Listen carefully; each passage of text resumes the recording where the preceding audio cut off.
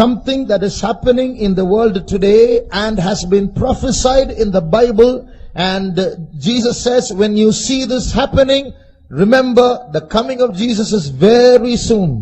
வேதத்தில் தீர்க்கதரிசனமாய் சொல்லப்பட்டதும் இப்பொழுது சம்பவித்துக் கொண்டிருக்கிறதுமான ஒரு காரியம். இதை பற்றி இயேசு சொல்லும்போது, இது சம்பவிப்பதை நீங்கள் காணும்போது உங்கள் தலைகளை உயர்த்துங்கள், ஏனென்றால் இயேசு சீக்கிரம் வருகிறார். Who will form the two factions of World War III is written in the Bible.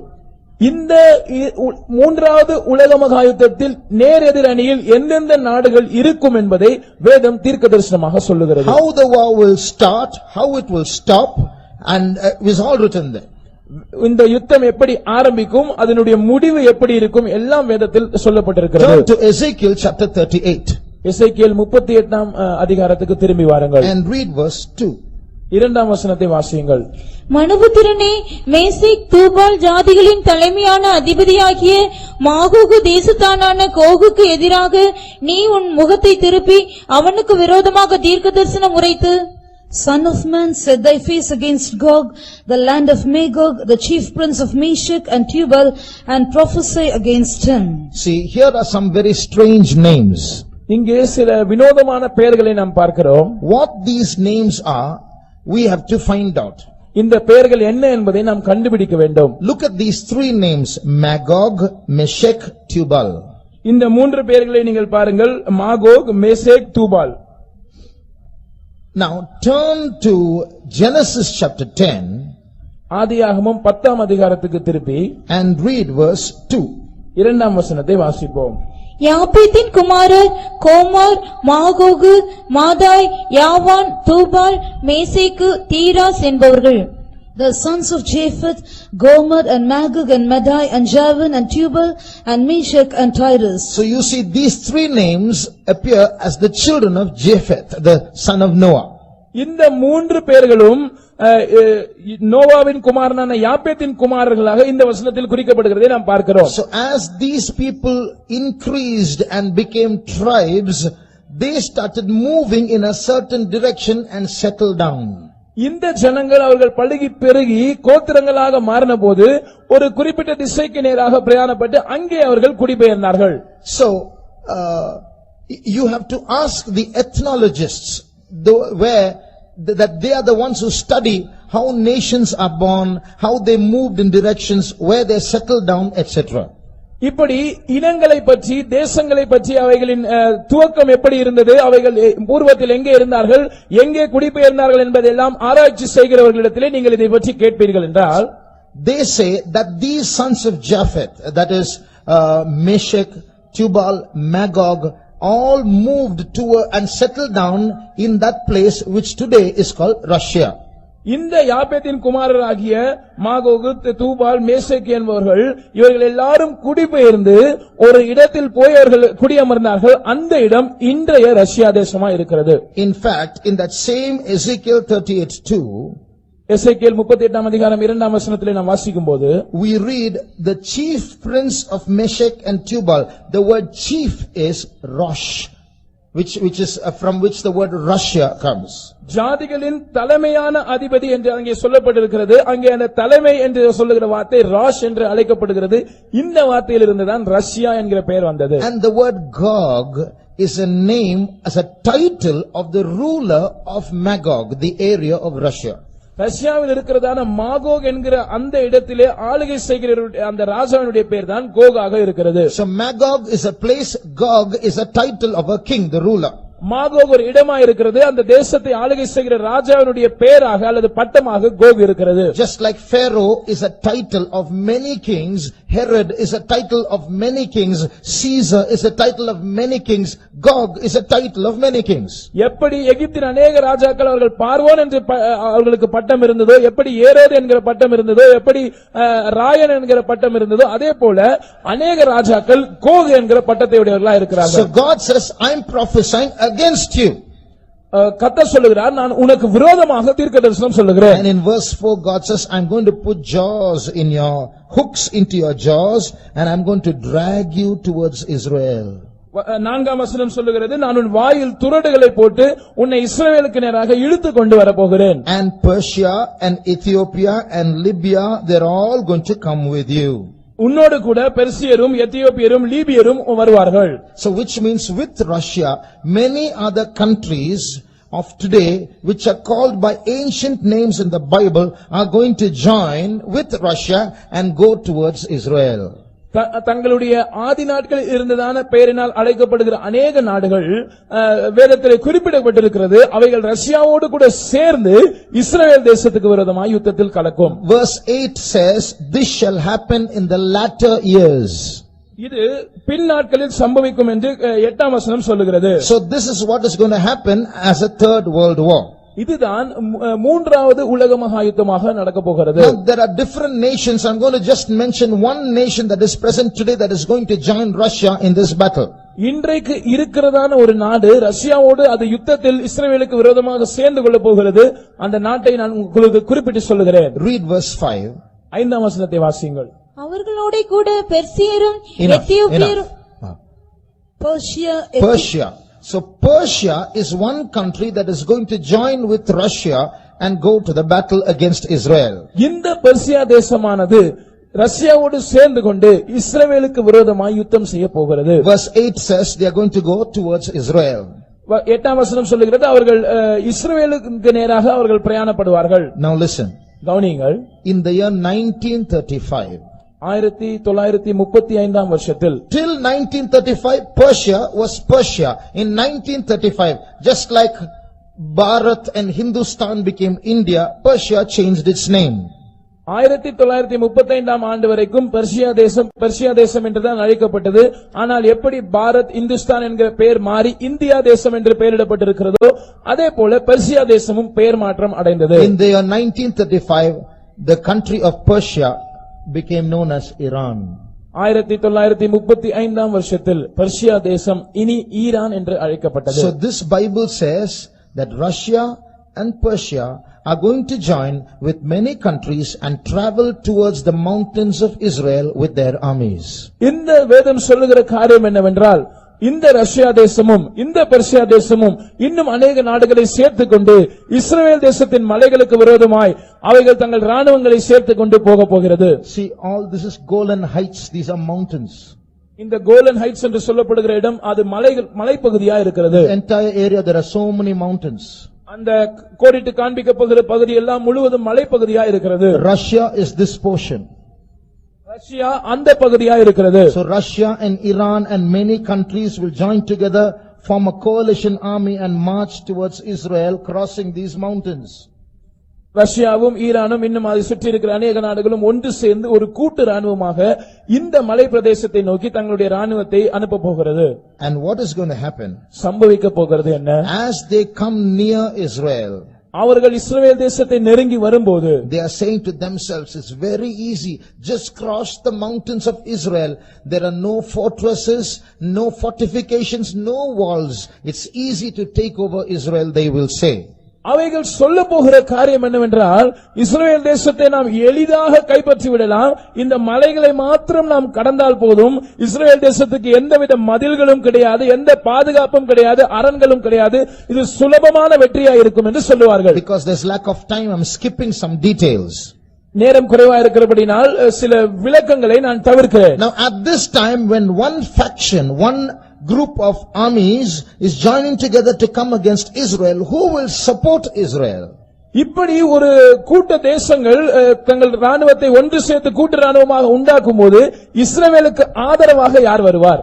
Till now Israel is supported by America, Britain and some European English speaking countries.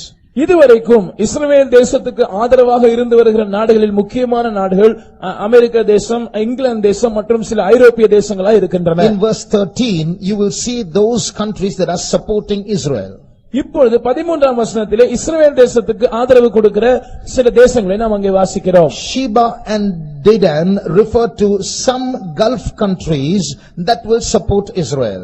சேபா மற்றும் தேதான் தேசங்கள் சில வளைகுடா நாடுகளை குறிக்கின்றன. இவைகள் இஸ்ரவேலுக்கு ஆதரவாய் இருக்கும். And then we read of the merchants of Tarshish. அதற்கு பிற்பாடு தர்ஷீஷின் வர்த்தகரை குறித்து நாம் வாசிக்கிறோம். Which place is Tarshish? Tarshish என்பது எந்த இடம்?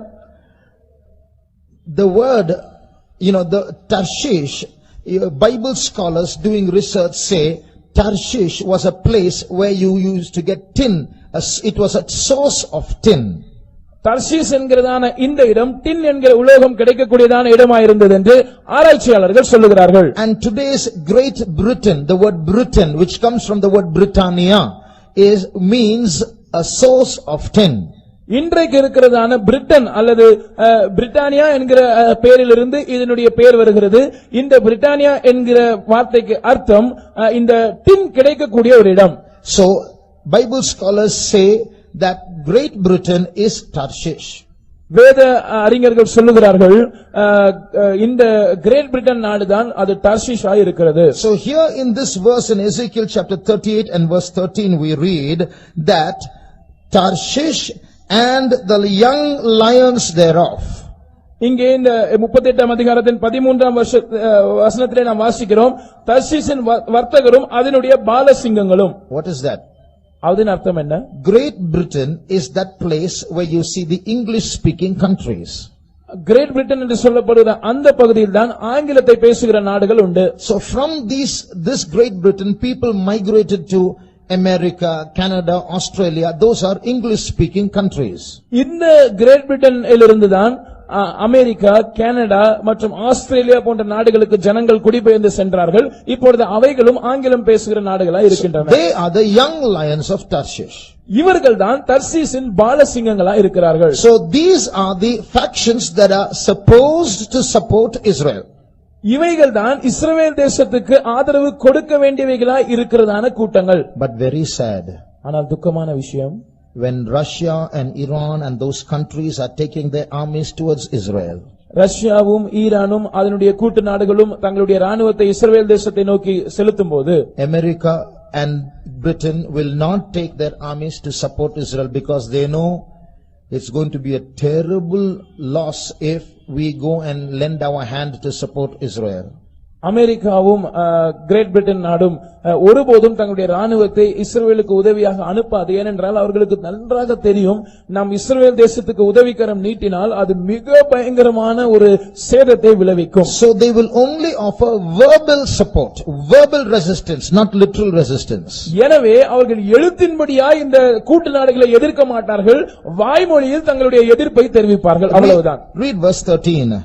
13ஆம் வசனத்தை வாசியுங்கள். சேபா தேசத்தாரும் தேதான் தேசத்தாரும் தர்சீசின் வர்த்தகரும் அதனுடைய பாலசிங்கங்களான அனைவரும் உன்னை நோக்கி, நீ கொள்ளையிட அல்லவோ வருகிறாய் என்றும், நீ சூறையாடி வெள்ளியையும் பொன்னையும் ஆஸ்தியையும் எடுத்துக் கொள்ளுகிறதற்கும் ஆடுகளையும் மாடுகளையும் பிடிக்கிறதற்கும் மிகவும் கொள்ளையிடுகிறதற்கும் அல்லவோ உன்னுடைய கூட்டத்தை கூட்டினாய் என்றும் சொல்லுவார்கள். Sheba and Dedan and the merchants of Tarshish with all the young lions thereof shall say unto thee, art thou come to take a spoil? Hast thou gathered thy company to take a prey, to carry away silver and gold, to take away cattle and goods, to take a great spoil? So their resistance is only going to be in words. Their leaders will say, no, you should not do that. We oppose it and we resist it. But they will do nothing about it. இந்த நாடுகளின் தலைவர்கள் இவர்கள் தங்கள் எதிர்ப்பை வாய்மொழியில் மாத்திரமே தெரிவிப்பார்கள். நீங்கள் அப்படி எல்லாம் செய்யக்கூடாது, நாங்கள் இதற்கு கடுமையான எதிர்ப்பு தெரிவிப்போம் என்றெல்லாம் அறிக்கை வெளியிடுவார்கள், அவ்வளவுதான், வேற எதுவும் செய்ய மாட்டார்கள். So what is happening? Poor Israel is caught alone. எனவே சம்பவிக்கிற காரியம் என்னவென்றால் பாவப்பட்ட இந்த இஸ்ரவேல் தேசம் தனியாக அகப்பட்டுக் கொண்டது. Now they are going to be destroyed. இப்பொழுது அவர்கள் அழிக்கப்பட போகிறார்கள். At this time what happens? இந்த நேரத்தில் சம்பவிக்கிறது என்ன? From Russia, from Iran, they will come down and go towards Israel. ரஷ்யாவிலிருந்தும் ஈரானிலிருந்தும் அவர்கள் ஒன்று சேர்ந்து இஸ்ரவேல் தேசத்தை நோக்கி பிரயாணப்படுவார்கள். And they will climb up those mountains. இந்த மலை பிரதேசங்களில் அவர்கள் ஏறுவார்கள். And they say, now we are going to finish Israel forever. இப்பொழுது அவர்கள் சொல்லுவார்கள், இப்பொழுது ஒரேடியாக இஸ்ரவேல் தேசத்தை நாங்கள் தொலைத்து போட போகிறோம். At that time when nobody is coming to help Israel, இந்த நேரத்தில் ஒருவருமே இஸ்ரவேலின் உதவிக்கு வராமல் இருக்கும்போது, remember in the beginning we read a key verse. நாம் ஆரம்பத்தில் ஒரு மூல வசனத்தை வாசித்தோம், அதை ஞாபகம் வைத்துக் கொள்ளுங்கள். In that day I will make Jerusalem a burdensome stone to all people, though the whole earth be assembled against it, they shall be cut in pieces. அந்த நாளில் நான் எருசலேமை எல்லா ஜனங்களுக்கும் ஒரு பாரமான கல்லாக்குவேன், அவர்கள் முழு உலகமும் அதற்கு விரோதமாய் கூட்டம் கூடினாலும் அவர்கள் துண்டாடப்படுவார்கள். Now we are not supporting Israel. நாம் இஸ்ரவேல் தேசத்தை ஆதரிக்கிறதில்லை. But we are happy because it has a spiritual application in our life. நம்முடைய சந்தோஷம் என்னவென்றால் இதற்கு ஒரு ஆவிக்குரிய கருத்து இருக்கிறது. It's because we are spiritual Jerusalem, and just like the Lord defends the literal Jerusalem, He is going to defend us. இதற்கு ஒரு ஆவிக்குரிய பொருத்தம் இருக்கிறது. எப்படி எழுத்தின்படியான இஸ்ரவேலை ஆண்டவர் பாதுகாக்க போகிறாரோ அதே போல ஆவிக்குரிய இஸ்ரவேலரா இருக்கிற நம்மையும் அவர் பாதுகாப்பார். So when the Russians and the Iranians climb up the mountains of Israel and they're going to come down and finish Israel, இந்த ரஷ்யா, ஈரான் மற்றும் அதன் கூட்டு ராணுவங்கள் இந்த இஸ்ரவேலின் மலைகளில் ஏறி அந்த பக்கமாக இறங்கி இஸ்ரவேலை அழிக்க முற்படும் போது 3 things will happen. 3 காரியங்கள் சம்பவிக்கும். In verse 19, 19ஆம் வசனத்தில் it says, there shall be a great shaking in the land of Israel. அந்நாளிலே இஸ்ரவேல் தேசத்திலே ஒரு பெரிய அதிர்ச்சி உண்டாகும் என்று வாசிக்கிறோம். And the next verse says, the mountains shall be thrown down. An earthquake is going to take place and the mountains are going to be thrown down. பர்வதங்கள் இடியும் என்று நாம் வாசிக்கிறோம். அதனுடைய அர்த்தம் என்னவென்றால் ஒரு பூமி அதிர்ச்சி சம்பவிக்க போகிறது, அந்த பர்வதங்கள் இடிந்து போகும். So when these armies who are hating Israel are climbing up the mountains of Israel and they are on top, only a little more and we are going to win over Israel, the mountains start shaking. இந்த கூட்டு ராணுவங்கள் இஸ்ரவேல் தேசத்துக்கு விரோதமாய் வந்து அவர்களுடைய மலைகளில் ஏறி அதன் மேல் நின்று கொண்டு இன்னும் கொஞ்ச தூரம் தான் வெற்றி பக்கத்தில் இருக்கிறது, நாங்கள் இஸ்ரவேலை கைப்பற்ற போகிறோம் என்று சொல்லும் போது ஒரு பூமி அதிர்ச்சி உண்டாகி அந்த மலைகள் இடிய ஆரம்பிக்கும். That's the first thing that will happen. முதலாவது சம்பவிக்கிற காரியம் அதுதான். The second thing that is going to happen, இரண்டாவதாக சம்பவிக்க போகிற காரியம், Ezekiel chapter 38 verse 21 says, every man's sword shall be against his brother. எசேக்கியேல் 38ஆம் அதிகாரத்தின் 21ஆம் வசனம் சொல்லுகிறது, அவனவன் பட்டயம் அவனவன் சகோதரனுக்கு விரோதமாய் இருக்கும். Remember, this army is a group of many nations coming together. What will happen? God is going to confound that army and they will start fighting with each other. There's going to be internal warfare. ஞாபகம் வைத்துக் கொள்ளுங்கள், இந்த கூட்டு ராணுவமானது அநேக தேசங்களை சேர்ந்த ராணுவங்களின் ஒரு தொகுப்பா இருக்கிறபடினாலே ஆண்டவர் இவர்களுக்குள் ஒரு குழப்பத்தை அனுப்புவார். எனவே இவர்கள் ஒருவரோடு ஒருவர் சண்டையிட ஆரம்பிப்பார்கள். That's the second thing that will happen. சம்பவிக்க போகிற இரண்டாவது காரியம் இதுதான். Thirdly, மூன்றாவது, there's going to be a rain. ஒரு மழை பெய்ய போகிறது. Not a rain of water. அது தண்ணீர் மழை அல்ல. It's a rain of hailstones, fire and brimstone in verse 22. 22ஆம் வசனத்தில் நாம் வாசிக்கிறபடி அது ஒரு பெருங்கல்மழையும் அக்கினி மழையும் கந்தக மழையுமாய் இருக்கும். So by these 3 supernatural events, a great destruction is going to come upon not Israel but the enemies of Israel. இயற்கைக்கு அப்பாற்பட்ட இந்த 3 நிகழ்வுகளினால் இஸ்ரவேலுக்கு அல்ல, இஸ்ரவேலின் சத்துருக்களுக்கு ஒரு பேரழிவு உண்டாகும். As a result of these 3 supernatural events, what is going to happen? இந்த 3 இயற்கைக்கு அப்பாற்பட்ட சம்பவங்களினால் சம்பவிக்க போகிறது என்ன? When we come to the next chapter, Ezekiel 39, எசேக்கியேல் 39ஆம் அதிகாரத்துக்கு நாம் வரும்போது, again the prophecy says, prophesy against Gog and Meshech and Tubal. மறுபடியும் தீர்க்கதரிசனம் சொல்லுகிறது, நீ கோகுக்கு விரோதமாக மேசேக் தூபால் என்பவர்களுக்கு விரோதமாக தீர்க்கதரிசனம் சொல்லு. Read verse 2. 2ஆம் வசனத்தை வாசிப்போம். நான் உன்னை திருப்பி உன்னை 6 துறடுகளால் இழுத்து உன்னை வடபுறங்களிலிருந்து எழும்பவும் இஸ்ரவேல் மலைகளில் வரவும் பண்ணி. Read verse 3 and 4 also. உன் வில்லை உன் இடது கையிலிருந்து தட்டிவிட்டு உன் அம்புகளை உன் வலது கையிலிருந்து விழப்பண்ணுவேன். நீயும் உன் எல்லா ராணுவங்களும் உன்னோடு இருக்கிற ஜனங்களும் இஸ்ரவேல் மலைகளில் விழுவீர்கள். உராஞ்சுகிற there's no time, we'll see in Tamil alone. What is written here? இங்கே என்ன சொல்லப்பட்டிருக்கிறது? God is telling the enemies of Israel, I will smite your bow out of your left hand and throw down your arrow from your right hand and make you empty-handed. நான் உன் வில்லை உன் இடது கையிலிருந்து தட்டிவிட்டு உன் அம்புகளை உன் வலது கையிலிருந்து விழப்பண்ணி உன்னை ஆயுதம் இல்லாமல் வெறுங்கையாக மாற்றி, and you and your armies are going to fall upon the mountains of Israel. நீயும் உன் எல்லா ராணுவங்களும் உன்னோடு இருக்கிற ஜனங்களும் இஸ்ரவேல் மலையிலே விழப்போகிறீர்கள். And verse 2 says, only a 6th part of you will remain. 2ஆம் வசனம் சொல்லுகிறது, உங்களில் 1/6 ஒரு பங்கு தான் மீதியா இருப்பீர்கள். Which means 5/6 of the army of the enemies of Israel are going to be destroyed not by war but by natural calamities. இதனுடைய அர்த்தம் என்னவென்றால், and internal war.